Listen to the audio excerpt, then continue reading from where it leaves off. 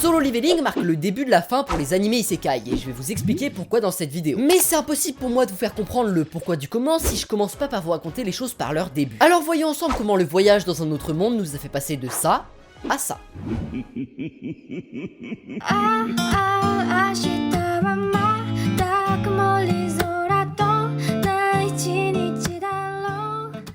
La deuxième moitié des années 90 fut l'ère d'une certaine SF à l'ambiance plus mature. Les mechas à la Gundam laissent leur place le temps de quelques années aux anges de Evangelion et les cowboys de l'espace s'imposent sur le devant de la scène dans Trigun et Cowboy Bebop. Mais avant même que sa domination n'ait vraiment eu le temps de commencer, cette ère s'est finie en silence. Son ton très lourd était sûrement trop difficile à supporter pour le public mainstream et peu à peu, ce genre d'œuvre a commencé à se faire de moins en moins fréquent. C'est donc là que débute notre histoire. Car le trône s'étant libéré, ça a laissé la place à nombre de nouveaux animés d'essayer d'imposer leur genre. On y trouve donc des œuvres de sport, de fantasy, d'horreur, de romance, mais rien ne se démarque particulièrement. Enfin rien, ou presque, car parmi eux, il y a un certain animé qui porte le nom de Love Hina. Un animé qui porte également sur ses épaules un tout nouveau genre dont il serait le père fondateur, le harem. Un genre se reposant sur le principe de triangle amoureux, mais où toutes les branches se rassemblent en un seul point, le personnage principal. Directement, Love Hina est un véritable succès, et si ce n'était pour Yu-Gi-Oh sorti le jour juste avant, ça aurait probablement été l'animé de l'an 2000. La popularité était donc là, le concept aussi, alors qu'est-ce qui lui manquait pour réclamer son trône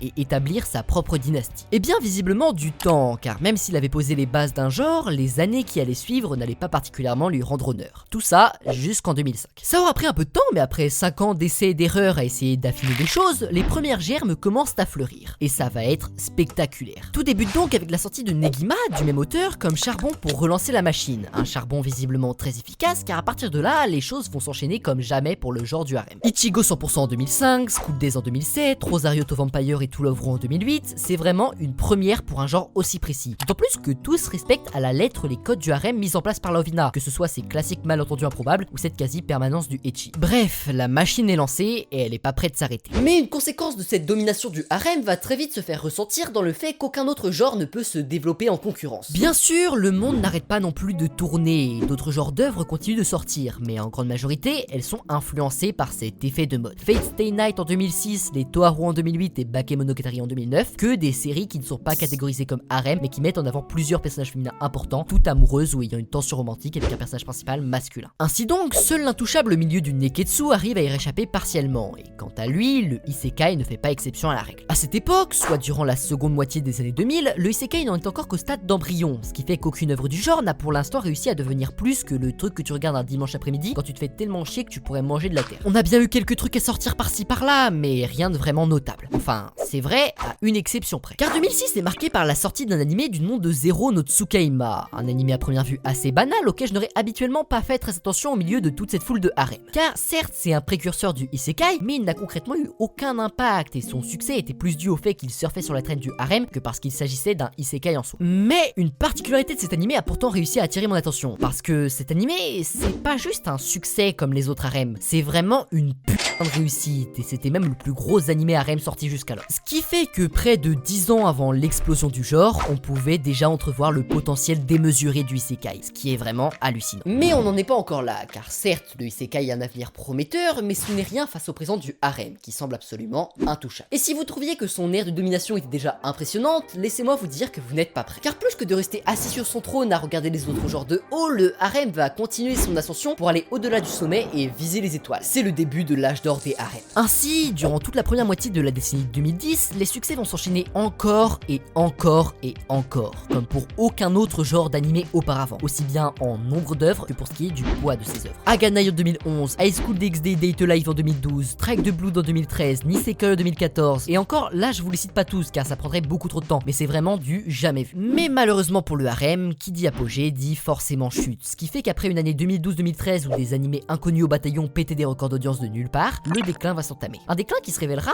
étonnamment pas si brutal que ça en fait, l'âge d'or se poursuivant jusqu'en 2015 avant de voir une baisse drastique du nombre de harems vers 2017. Évidemment, comme ça avait été le cas au début des années 2000, la fin d'une ère devait marquer le début d'une nouvelle. Sauf que cette fois-ci, la place n'allait sûrement pas être disputée car il y avait quelqu'un qui attendait son tour depuis un certain temps déjà. Ainsi donc, la fin de l'apogée du harem en 2013 donne l'opportunité à une première génération de isekai de prendre sa place sur le devant de la scène, malgré qu'on soit encore dans l'âge d'or du harem. Cette première génération, ou isekai classique, est assez différente de la vision qu'on a aujourd'hui des isekai. Et c'est assez normal, parce qu'à ce moment-là, la normalisation du genre n'avait pas encore eu lieu. Les animés isekai début 2000 marchent donc d'une certaine manière sur les traces de Zero no Tsukaima, dans le sens où, avant d'être catégorisés comme isekai, ce sont avant tout des œuvres de fantasy, de comédie ou d'action. Le voyage dans un autre monde est alors certes important, voire très important, mais pas primordial. Ou s'il l'est, c'est d'une manière qui s'ancre dans le récit de façon intelligente. Cependant, on voit tout de même durant cette première génération l'apparition des premiers codes du genre. On pourrait parler par exemple de Mondaichi Tachi ga Isekai Kara Kuroso Desuyo qui lance la tradition des noirs allonges en 2013, ou de The Devil is a Part-Timer qui marque l'apparition réelle du sous-genre qui est le reverse isekai en devenant son premier et principal représentant. Et qui dit première normalisation implique forcément une personnalité forte qui va en être la figure. Et dans le cas des isekai classiques, il s'agit de nul autre que le isekai le plus important jamais sorti encore aujourd'hui, No Game No Life. No Game No Life qui va donc presque porter à lui seul toute la première génération, au point que la période entre la sortie de sa saison 1 et la sortie de son film marquera une sorte d'âge d'or du isekai classique. Un âge d'or marqué donc entre 2015 et 2017 par nombre d'œuvres encore très influentes de nos jours, notamment Overlord en 2015, Konosuba et Re:Zero en 2016 et Yuujou Senki en 2017. Et c'est pas que tous ces animés seraient rien sans No Game No Life, mais ils ne seraient à coup sûr pas arrivés à s'imposer de cette manière si ce dernier n'avait pas ouvert la voie. Mais voilà, même si le isekai classique a toujours une place importante dans l'horizon de la Japanimation à travers les nouvelles saisons de ces séries qui paraissent, 2017 se présente comme la fin de son âge d'or et le début de la deuxième génération ou isekai moderne. Sauf que pour vous expliquer comment celle-ci est apparue, faut que je remonte un peu dans le temps.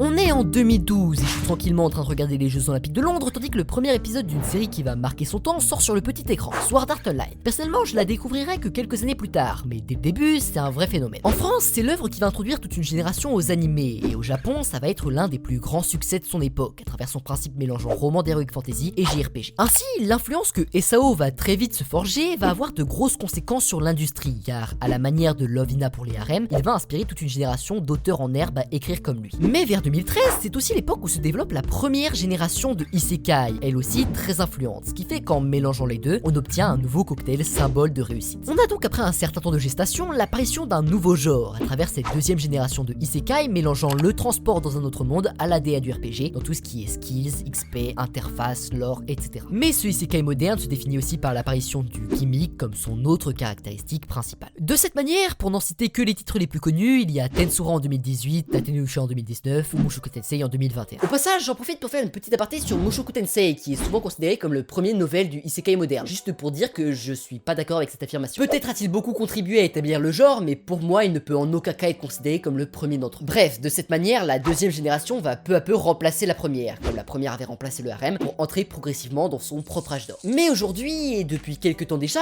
il est évident que le isekai est en train de s'épuiser, avec de moins en moins d'idées et d'audience. Ce qui fait que l'histoire se répétant encore et encore, il est venu le moment pour un nouveau genre de s'imposer. Sauf que cette fois-ci, la place est beaucoup plus disputée, avec notamment deux genres qui se démarquent. Ces deux genres ont connu récemment une ascension fulgurante, et étonnamment ou non, ils viennent tous les deux du monde du webtoon. Je parle de la romance fantasy et du modern fantasy. Et ce qui est marrant là-dedans, c'est qu'il y a à peine 2-3 ans, personne n'aurait pu imaginer qu'ils en arriveraient là. Laissez-moi vous expliquer. Tout d'abord, dans le cas de la romance fantasy, il y a à peine 4-5 ans, personne ne portait la moindre attention à ce genre dans la sphère animée. Car honnêtement, à part de très vieilles productions shoujo, des visuels novels assez douteux et quelques webtoons par-ci par-là, ils n'avaient vraiment rien à proposer. Mais en 2020, concordant à peu près avec la sortie de l'anime My Next Life as a Villainess, les choses vont totalement changer. Ainsi, l'effectif de ces œuvres va être multiplié par 100, notamment à travers son sous-genre qui est le isekai de Villainess. Le nombre d'animés du type va doubler chaque année, sans parler de la quantité de ces webtoons qui va sortir devenant absolument démesurée. Et si ce genre marche aussi bien, c'est avant tout car il a su contenter une audience féminine hautement grandissante, en mettant en avant des protagonistes de femmes indépendantes, contrastant avec leur représentation classique de demoiselles en détresse dans l'animation japonaise et la bande dessinée coréenne. Mais ce succès est aussi dû à une réappropriation de la coutume du gimmick pour attirer les gens, avec des titres tous plus intrigants les uns que les autres, comme Quel est le problème à être la vilaine, La tyran veut être bon ou La princesse corbeau. Et je vous dis pas tout ça parce que moi je me suis fait avoir plus d'une vingtaine de fois par ce genre de titre, hein. J'ai beaucoup plus de libre arbitre que ça, hein. Bref, c'est fou à quel point ce genre s'est développé en si peu de temps, ayant même aujourd'hui adopté son propre lexique. FL désignant le protagoniste féminin, premier, deuxième et troisième ML désignant les interromantiques masculins principaux, etc. Et je peux vous dire que la sortie en 2023 de Waira Elania et de Pat de Dux Mansion n'a pas calmé les choses, en ouvrant la voie à de nombreuses adaptations en devenir de webtoons de ce type en animé, venant s'ajouter à la multiplicité des Hélènes adaptées déjà dans les fourneaux. Ce qui me rend au passage plus qu'impatient de voir Médéa Bélière en animé, et qui est le personnage le plus charismatique que le monde ait porté. Mais si les attentes étaient vraiment au ras des pâquerettes pour la romance fantasy, c'était déjà bien plus que pour la moderne fantasy, dont il y a quelques années encore, personne ne connaissait l'existence. Et je vais préciser les choses directement pour pas qu'il n'y ait de confusion. Le genre dont je m'apprête à parler n'a pas de nom officiel ni officieux. Certains le désignent comme Power Fantasy, d'autres comme Action Fantasy, fantasy, mais grosso modo, ici on va parler de toutes les œuvres se passant dans un monde contemporain au contexte apocalyptique ou semi-apocalyptique, avec des tours, des scénarios ou des donjons que des chasseurs combattent. J'utiliserai donc le terme de modern fantasy car c'est celui qui me semble le plus adapté. Donc, si vous vous intéressez un petit peu au monde des animés et aux différents milieux qui l'entourent, notamment celui du webtoon, il est impossible que vous soyez passé à côté du phénomène que la modern fantasy a été ces dernières années. Et oui, car ce sous-genre de la fantasy urbaine a fait des ravages, convertissant tout le monde sur son passage à ce type d'histoire cathartique d'un héros surpuissant. Parce que ce qui lui a permis de se démarquer du isekai de base n'est pas plus le classique overpowered MC que le fait que ça se déroule dans un monde contemporain. Car si la romance fantasy a fait passer les histoires d'amour des cours de récré au cours du 18e, la modern fantasy, elle, ramène les chevaliers et les gobelins à l'époque du téléphone et des voitures. Et si les histoires de réincarnation en héros d'un autre monde médiéval permettaient aux petits japonais de rêver d'un air frais dans un environnement où l'on vit d'amour et d'eau fraîche, il est clair après 2 secondes de réflexion que quitte à être un héros surpuissant avec masse le riz, autant l'être à une époque où existe une vraie médecine, une bonne alimentation et Minecraft. Ainsi, la modern fantasy fait le même effet d'escapisme que l'isekai, mais il le fait mieux, ce qui fait que depuis 2018, avec la sortie en webtoon d'une œuvre dont on va parler dans quelques instants, il n'a pas arrêté de se développer, devenant une alternative réelle au isekai, avec des œuvres comme Omniscient Reader's Viewpoint ou SSS Suicide Class Hunter. Mais au final, lequel de ces deux genres est le plus susceptible de prendre le trône? Eh bien, la réponse tient en 2 mots. Solo Leveling.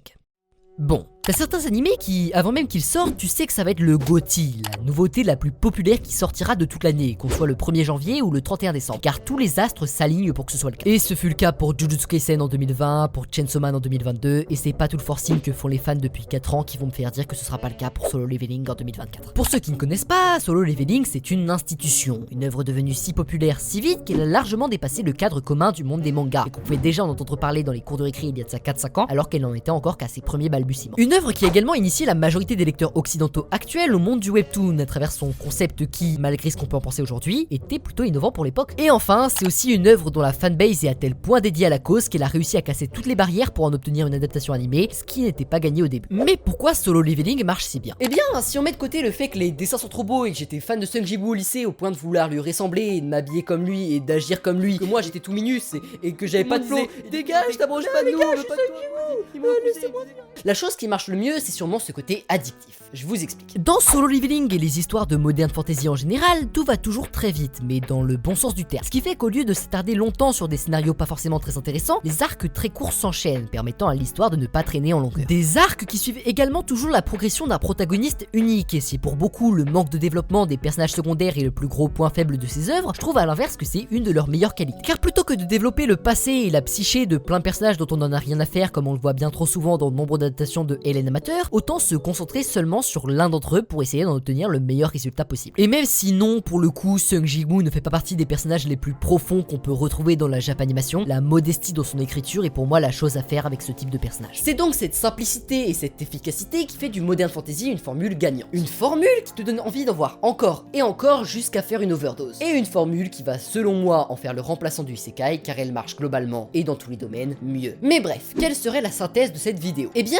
on peut voir qu'au cours de l'histoire de l'animation japonaise, plusieurs genres dominants se sont succédés et se succéderont encore dans le futur. Mais la question est donc que sont devenus ces fameux genres après le début de leur déclin respectif. Pour ce qui est de cette sci-fi mature dont je parlais au début, elle s'est de nos jours bien raréfiée, mais quelques œuvres dystopiques et post-apo portent encore sa flamme, à travers par exemple Psycho Pass, ou plus récemment Cyberpunk Edge Runner et Tengoku Daimaku. En ce qui concerne le genre du harem, il se remet plutôt bien de sa longue traversée du désert. Il a pu se faire un peu peur au début quand on aurait cru qu'il se transformait en sous-genre du isekai, mais heureusement il a su assez vite se détacher de cette image pour renaître de ses cendres, notamment grâce à l'apport plus que vital de Kotobun no Hanayome qui a su vraiment relancer la machine. Et pour vous dire, ça repart si bien pour le genre qu'on pourrait presque même parler actuellement du début d'un deuxième âge d'or du harem à travers des œuvres comme Rent a Girlfriend ou, prenez-le comme une blague ou non, mais je vous jure que je suis sûr que ça a vraiment eu un impact, Rideau of Healer. Enfin, pour ce qui est du isekai, il continue son petit bonhomme de chemin, même si, vous l'aurez compris, un déclin très progressif est en train de pointer le bout de son nez avec, dans les années à venir, un remplacement ou un passage à une 3e génération qui est à prévoir. Ou alors, la vie va totalement me pisser à la gueule et toute cette vidéo n'aura aucun sens après que l'industrie ait fait un 3-6 total.